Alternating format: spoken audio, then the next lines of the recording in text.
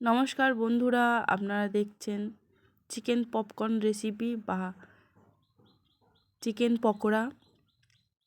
খুব সুন্দর সুস্বাদু, খুব অল্প টাইমের মধ্যে, খুব অল্প খরচে এটি তৈরি করা যায়। খেতেও খুব দুর্দান্ত, অত্যন্ত মুচমুচে মজাদার একটি খাবার। চলুন কিভাবে বানাতে হয় দেখে নেওয়া যাক। 300 গ্রাম চিকেন নিয়েছি, বোনলেস, ভালো করে ধুয়ে পরিষ্কার করে নিয়েছি। আর টুকরো টুকরো করে কেটে নিয়েছি ছোট ছোট সয়াবিনের আকারে।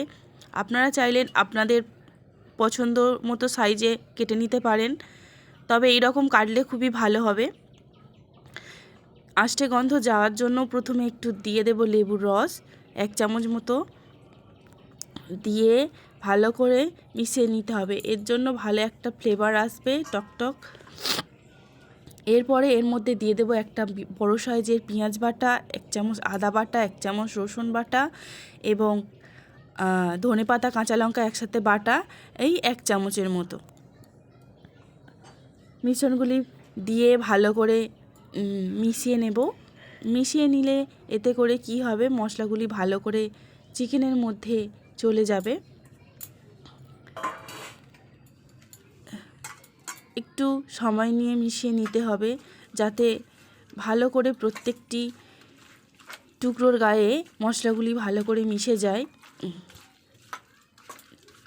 ভালো করে একটু মাসাজ করে করে মিশিয়ে নিতে হবে। মিশিয়ে নেওয়ার পর এবার শুকনো মশলা দেব, গুঁড়ো মশলা দেব। নুন প্রথমে দিয়ে নেব, স্বাদ মতো নুন দিয়ে নেব। জিরে গুঁড়ো, ধনে গুঁড়ো, একটু জিরে গুঁড়ো, একটু ধনে গুঁড়ো। আপনারা চাইলে কেউ গরম মশলাও একটু দিতে পারেন, আমি এখানে দিচ্ছি না। একটু রঙের জন্য দিয়ে নেব হলুদ গুঁড়ো। হলুদটা নাও দিতে পারেন, এতে কালারটা খুব সুন্দর আসে, সেই জন্য আমি দিলাম। এবারে এটাকে আরেকবার ভালো করে মিশিয়ে নেব। এবার মেশানো হয়ে গেলে লাস্টে 1 চামচ তেল দিয়ে দেব, সাদা তেল। তেলটি দিলে ভালো করে মশলাগুলি মিশতেও, মশলাগুলি চিকেনের মধ্যে ঢুকতেও সাহায্য করবে, আর একটা সফট জুসিনেস যখন এটাকে ফ্রাই করা হবে তখন আসবে। এটিকে এবারে ঢাকা দিয়ে আধ ঘন্টার থেকে 40 মিনিট ঢাকা দিয়ে রেখে দিতে হবে। চলুন 40 মিনিট পরে ঢাকনা খুলে দেখছি যে চিকেন থেকে কীরকম মশলা থেকে জল জল মতো বেরিয়েছে। এর মধ্যে দিয়ে দেবো একটু চালের গুঁড়ো, 4 চামচ পরিমাণ চালের গুঁড়ো দিয়েছি। আপনাদের চিকেনের পরিমাণ অনুযায়ী এটাকে দিতে হবে। যদি আচ্ছা, এবার বেসন দিয়ে নিচ্ছি। 4 চামচ যদি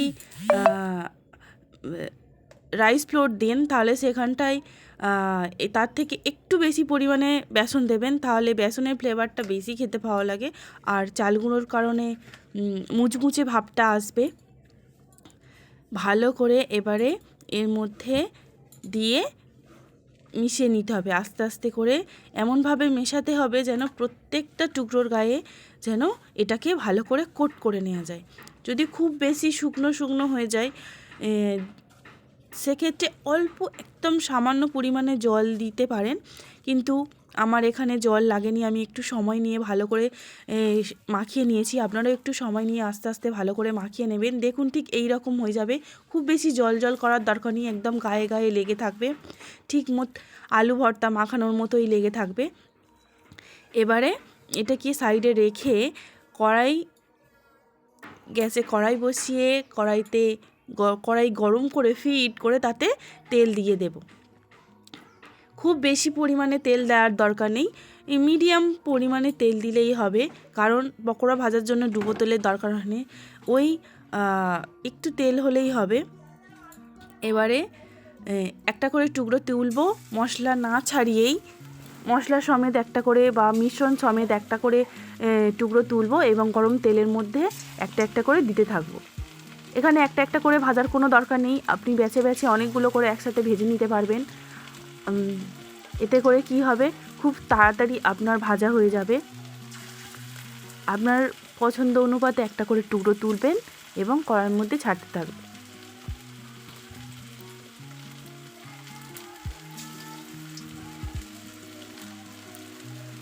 পকোড়াগুলো কি কোনোভাবে কোনো আকার দেওয়ার দরকার নেই, আঙুলের সাহায্যে যেরকম চিকেনের টুকরো হবে তেমনই এখানে চিকেনের সাইজগুলো বা আকারগুলো হবে। এরমভাবে ভেজে ভেজে বেছে বেছে তুলে নিন। আমার প্রথম ব্যাচে অল্প দিয়েছিলাম, সেটাকে তুলে নিলাম। লাল লাল করে ভাজার পরে এটাকে তুলে নিলাম। দেখছেন কেমন মুচমুচে হয়েছে, তোলার সময় ঝনট ঝনট করে আওয়াজ হচ্ছে বাটির মধ্যে দেওয়ার সময়। আপনারা চাইলেন একেবারেই লাল করে তুলে নিতে পারেন, বা একবার একটু হালকা ভেজে পরে একটু ঠান্ডা হলে আবারও দিতে পারেন। তাতে করলে কি হবে, অনেকক্ষণ মুচমুচেটা থাকবে, মুচমুচে ভাবটা অনেকক্ষণ থাকবে এবং আরও বেশি শক্ত, মানে একটু মুচমুচে, আরও বেশি মুচমুচে হবে। আমি দ্বিতীয় ব্যাচটি আবার একটা একটা করে ছেড়ে দিচ্ছি, একটা করে টুকরো নিচ্ছি এবং মিশ্রণ সমেত টুকরোটি তুলছি এবং দিয়ে দিচ্ছি কড়াইয়ের মধ্যে। কড়াই ভর্তি করে দিয়ে এবারে মিডিয়াম টু লো আঁচে এটাকে ভেজে নেব। এক সাইডটা হয়ে গেলে আর এক পাটটা উল্টে নেড়ে চেড়ে ভেজে নেব, ভেজে লাল লাল করে তুলে নেব।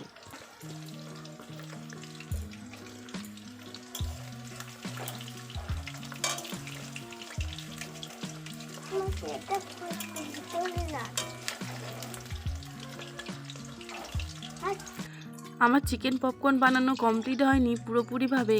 দেখুন, খাওয়ার জন্য চলে এসেছে আমার ছেলে, একটা প্লেট হাতে চলে এসেছে খাবে বলে, বলছে মা দাও, কখন ভাজা এখনও শেষ হয়নি। এটা এতটাই সুন্দর খেতে হয় যে প্রত্যেকটা বাচ্চা থেকে বড় সবাই পছন্দ করে, এবং এটি খুব একটা ফাস্টফুডও নয়, জাস্ট একটু তেলে ভাজা। যা এর মধ্যে শুধু চিকেনের বেস্ট পিস আছে, এটি খুব পুষ্টিগুণ সম্পন্ন। সবকটি পকোড়াগুলি ভেজে ভেজে তুলে নিলাম বেছে বেছে। আমার সব পকোড়া ভাজা কমপ্লিট।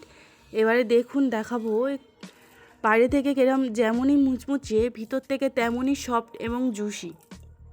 খুব সুন্দর কালার, দেখলেই লোভনীয়, খুব সুস্বাদু। প্রত্যেকটি মশলা চিকেনের মধ্যে পুরোপুরিভাবে ঢুকেছে। আপনারাও ঠিক এইভাবে বানিয়ে বাড়ির লোককে পরিবেশন করুন চিকেন পপকর্ন।